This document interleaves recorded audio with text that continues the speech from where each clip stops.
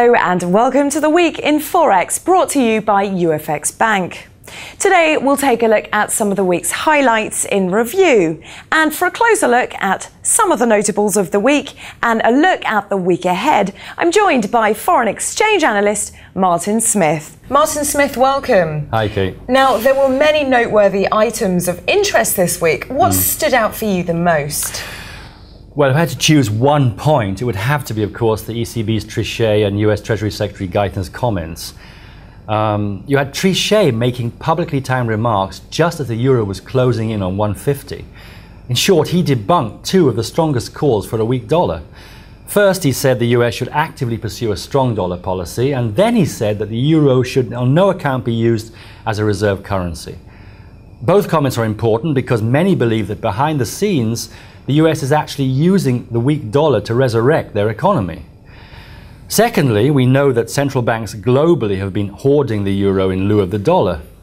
So what I'm saying really is that if the dollar returns to its status as the reserve currency, and of course the US is obligated to maintain the strength of the dollar as other countries' exports continue to slide, then dollar demand will resume after being dormant for the last year.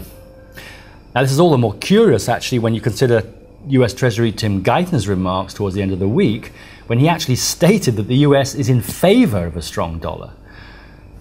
So what's your take as to the timing of this? Well, there are a couple of inferences here. Before I talk about those, I just want to mention the prevailing thought behind central bank intervention. I've spoken in the past, of course, with a number of dealers on the street, and the consensus is that it's a short-lived move, meaning that the everyday person will not know when central banks, of course, are intervening in the market, but dealers, of course, usually do. And it causes a disruption in the market.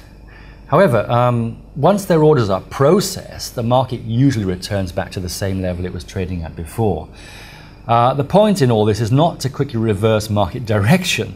If you know some of the biggest players want to push the market one way, would you really want to bet against them? I doubt it. So I believe this is all rhetoric, but it can be enough to get the markets thinking. At the very least, it disrupts momentum and perhaps slows things down a bit.